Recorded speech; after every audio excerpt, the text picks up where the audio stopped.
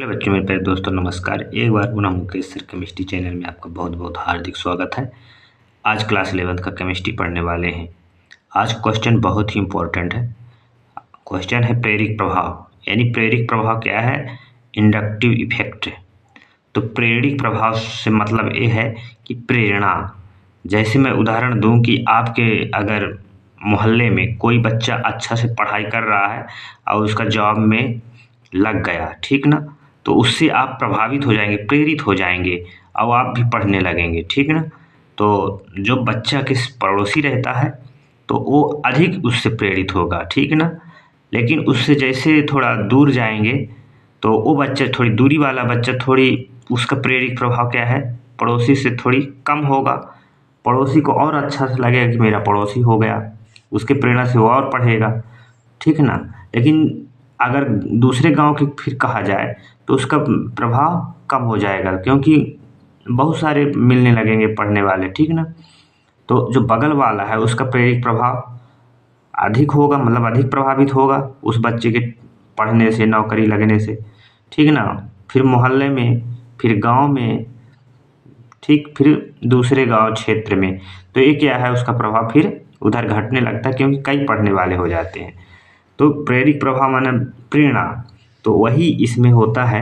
अब यहाँ से समझते हैं कि प्रेरिक प्रभाव इंडक्टिव इफेक्ट, यानी कार्बनिक यौगिक के अणु की कार्बन परमाणु की श्रृंखला में कार्बन परमाणु से संलग्न विभिन्न भिन्न विद्युत ऋणात्मकता वाले परमाणु या समूह की उपस्थिति के कारण होने वाले इलेक्ट्रॉनिक विस्थापन प्रेरिक प्रभाव कहलाता है।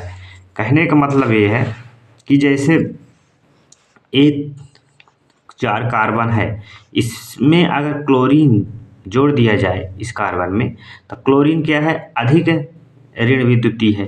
कार्बन क्या है, इससे कम ऋण विद्युतीय है, मतलब ये धन विद्युतीय टाइप से है। तो क्या है कि एक क्लोरीन जो है कार्बन में जुड़ जाने से इसका जो कार्बन का जो है इलेक्ट्रॉन आकर्षित करने लगता है, क्योंकि अधिक ऋण विद्युतीय है। तो धन विद्युतीय, जब ऋण विद्युतीय है तो ये इसका इलेक्ट्रॉन कार्बन का खींचने लगता है, क्योंकि ये कम ऋण विद्युतीय है कार्बन, ठीक ना, कम शक्तिशाली है, कम ऋण विद्युतीय है, तो इसका इलेक्ट्रॉन खींचने लगता है। तो जो इंडक्टिव इफेक्ट है, प्रेरिक प्रभाव को बीच में तीर, मतलब तीर लगाने से दर्शाया जाता है। यहाँ बीच में तीर से, एरो बीच में तीर, ठीक ना। तो इसका जो कार्बन है, पहला कार्बन का इलेक्ट्रॉन खींचे जाएगा, मतलब दान दे देगा, तो यहाँ प्लस, और ये खींच लेगा तो माइनस, तो इसको आंशिक आवेश आ जाता है, इसको डेल्टा प्लस से दर्शाते हैं। ठीक दूसरे प्रकार के कार्बन में देखते हैं तो इसमें इसका जो पहला कार्बन है ये इसको खींचेगा दूसरे कार्बन से इलेक्ट्रॉन, तो इसमें भी आंशिक आवेश प्लस आ जाएगा। तो इस चूंकि पास वाले में अधिक प्रभाव लगेगा, इसलिए +1 डेल्टा प्लस, और इसको डबल डेल्टा प्लस, इसका प्रभाव लगातार जैसे जैसे दूरियां बढ़ती जाती है तो घटता जाता है। तीसरे कार्बन पर कम, क्योंकि एक दूसरे से कार्बन खींचता है, पहला कार्बन इससे इलेक्ट्रॉन लेगा, दूसरा कार्बन तीसरे से इलेक्ट्रॉन लेगा, तीसरा कार्बन चौथे से। तो जो है क्लोरीन की जैसे जैसे दूरियां कार्बन के द्वारा बढ़ती जाती हैं तो इसका प्रभाव क्लोरीन का घटता जाता है, तो इसमें आंशिक आवेश कम होता जाता है।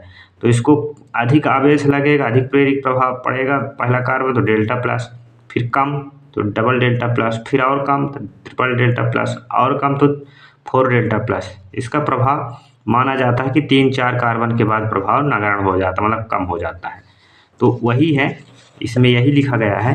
अब पढ़ते हैं तो आपको समझ में आएगा कि कार्बनिक यौगिक के अणु की कार्बन परमाणुओं की श्रृंखला में कार्बन परमाणु से संलग्न, कार्बन परमाणु से जो जुड़ा हुआ है भिन्न विद्युत ऋणात्मकता वाले, मतलब कार्बन परमाणु से ऋण विद्युतीय वाले परमाणु अगर समूह जुड़ा है तो उसके उपस्थित होने वाले इलेक्ट्रॉनिक विस्थापन प्रेरिक प्रभाव कहलाता है। मतलब कि ऋण विद्युतीय अगर कार्बन में जुड़ जाए तो उसके द्वारा जो इलेक्ट्रॉन विस्थापन होता है ऋण विद्युतीय तत्व के कारण, ठीक है ना, तो ये जो क्या कहलाता है, प्रेरिक प्रभाव कहलाता है। मतलब कि यहाँ से इलेक्ट्रॉन खींच करके क्लोरीन की ओर चले जाते हैं, इसके माइनस प्रभाव के द्वारा खींचे चले जाते हैं कार्बन से, तो यही है प्रेरिक प्रभाव, इंडक्टिव इफेक्ट, ठीक ना। यही यहाँ लिखा गया है कि ऋण विद्युतीय वाले परमाणु समूह उपस्थित जब हो जाता है कार्बन में, तो उसके कारण इलेक्ट्रॉन विस्थापन हो जाते हैं, मतलब खिंच जाते हैं। ठीक है ना, प्रेरित प्रभाव कहलाता है। समझ में आ गया होगा। यह प्रभाव क्या होता है? प्रेरित प्रभाव स्थायी होता है। यह केवल सिग्मा बंध वाले इलेक्ट्रॉनों में ही विस्थापित करता है। इसमें तो कुछ अनिवार्य है, इसको याद रखना है कि यह प्रभाव स्थायी होता है। यह केवल सिग्मा बंध बनाने वाले इलेक्ट्रॉनों को ही क्या करता है? विस्थापित करता है। यह प्रभाव अन्य प्रभावों की तुलना में दुर्बल होता है। ठीक है ना, बहुत और प्रभाव होते हैं, उसके प्रभाव की तुलना में दुर्बल होते हैं। यह प्रभाव अणु में उपस्थित श्रृंखला के संपूर्ण कार्बन परमाणु में संचरित होता है। मतलब ये प्रभाव क्या है कि सभी कार्बन से इलेक्ट्रॉन आकर्षित करते हैं। ठीक है ना, यहाँ पर सभी समझे हैं। जिन परमाणु या समूहों की विद्युत ऋणात्मकता कार्बन की तुलना में अधिक होती है, वो ऋण प्रेरित प्रभाव कहलाते हैं। कहने का मतलब ये है कि कार्बन से अधिक अगर ऋण विद्युतीय जुड़ जाएगा, यहाँ मतलब कार्बन से अधिक ऋण विद्युतीय यहाँ जुड़ेगा तो वो माइनस प्रभाव कहलाएगा, और कार्बन से यहाँ कम ऋण विद्युतीय अगर जुड़ेगा तो प्लस प्रभाव कहलाएगा। ठीक है ना, तो वही कहा है, यहाँ लिखा गया है, जिन परमाणु समूहों की विद्युत ऋणात्मकता कार्बन की तुलना में अधिक होता है तो ऋण प्रेरित प्रभाव माइनस आई प्रभाव, और जिन परमाणु की विद्युत ऋणात्मकता कार्बन की अपेक्षा कम होती है, मतलब कम कार्बन की अपेक्षा ऋण विद्युतीय होगा, तो वहाँ धनात्मक प्रेरित प्रभाव प्लस आई प्रभाव है। ठीक है ना, घटता क्रम माइनस आई प्रभाव को देखते हैं। ये जो समूह है इनको आप याद कर लीजिए। घटता क्रम है, पहले सबसे अधिक प्रेरित प्रभाव मतलब माइनस आई इंडक्टिव इफेक्ट NR3, फिर NH3, फिर NO2, SO2, CN, COH, फिर फ्लोरीन, क्लोरीन, ब्रोमीन, आयोडीन, फिर OR, OH, CCH5। इसमें सबसे कम प्रेरित प्रभाव माइनस आई होगा। ऐसे प्लस आई प्रभाव का घटता क्रम देखते हैं। प्लस आई प्रभाव का O निगेटिव, फिर CO निगेटिव इससे कम होगा, फिर CH3 का whole 3C, CH3 whole 2CH, C2H5 और CH3 का सबसे कम होगा। ठीक है ना, प्रेरित प्रभाव प्लस आई। प्रेरित प्रभाव के अनुप्रयोग, प्रेरित प्रभाव के कुछ अनुप्रयोग इसको देखते हैं। आबंध लंबाई पर प्रभाव नंबर 1, यानी प्रेरित प्रभाव बढ़ने के साथ साथ प्रायः आबंध लंबाई घटती है। मतलब प्रेरित प्रभाव अगर बढ़ेगा तो आबंध लंबाई क्या होगा? कम होगा। अगर प्रेरित प्रभाव की लंबाई पर प्रभाव क्या पड़ेगा? मतलब प्रेरित प्रभाव बढ़ेगा तो RX मतलब एल्किल हैलाइड में लंबाई अगर बढ़ेगा तो प्रेरित प्रभाव क्या होगा? घटेगा। ठीक है ना, प्रेरित प्रभाव बढ़ने के साथ साथ क्या होगा? आबंध लंबाई घटती है। प्रेरित प्रभाव अगर बढ़ेगा तो आबंध लंबाई घटेगा। ठीक है ना, तो प्रेरित प्रभाव सबसे अधिक किसमें होगा? जो ऋण भी आई प्रभाव होगा, तो फ्लोरीन में सबसे अधिक प्रेरित प्रभाव होगा, मतलब सबसे अधिक माइनस होगा, ऋण विद्युतीय होगा, इसलिए इसका प्रेरित प्रभाव अधिक होगा। फिर इससे कम ये ऋण विद्युतीय होगा तो इससे कम ऋण प्रेरित प्रभाव होगा। फिर सबसे कम आयोडीन का होगा। ठीक है ना, ब्रोमीन वाला आयोडीन का।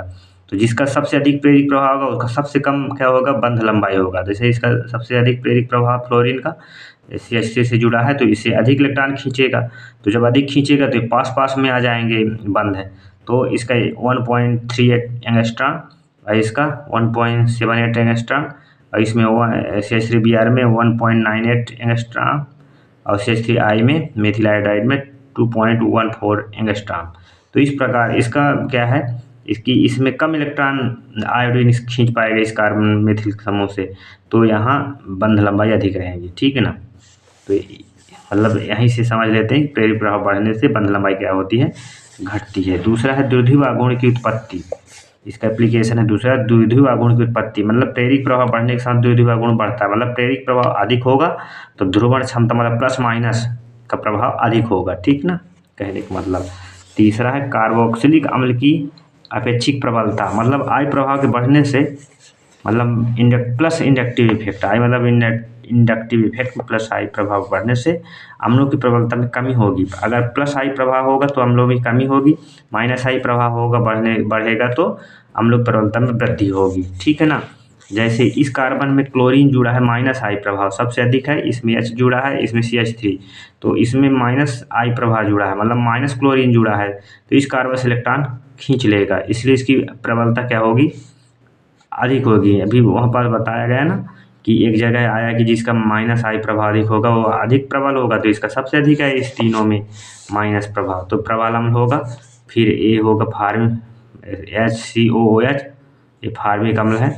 फिर एसिटिक अम्ल सबसे दुर्बल अम्ल। ठीक ना, तो इस प्रकार एप्लीकेशन है। तो कार्बोक्सिलिक अम्ल की अपेक्षित प्रबलता में, विद्युत बल विद्युत अपघट्य की उत्पत्ति में और अवंत लंबाई की पर प्रभाव, ये प्रेरित प्रभाव के प्रयोग है। आई होप ये वीडियो आपको समझ में आ गया होगा। इस प्रकार बच्चों आपको एक बार ये समझ लो कि प्रेरित प्रभाव क्या है कि माइनस आई के उपस्थित के कारण, मतलब माइनस प्रभाव के कारण क्या है, कार्बन से इलेक्ट्रॉन खिंच जाता है, उधर विस्थापित हो जाते हैं, तो इसको क्या कहा जाता है, प्रेरित प्रभाव कहा जाता है। ठीक ना। तो आप इनको आप समझे हैं और समझ गए होंगे। आई होप एक दो बार आप इसको देखिए इस वीडियो को, तो समझ में आ गया होगा। और एक बात है कि आप मेहनत के लिए ज़रूर सब्सक्राइब और कमेंट करिए ताकि हमारा मनोबल बढ़े। जो सच में अगर पढ़ाई करते होंगे आप लोग तो सब्सक्राइब लाइक ज़रूर करेंगे, इतना तो आपका बनता है दायित्व। ठीक ना। ठीक है, थैंक यू, जय हिंद। अगले वीडियो के लिए फिर अगले वीडियो के साथ मिलेंगे। Thank you.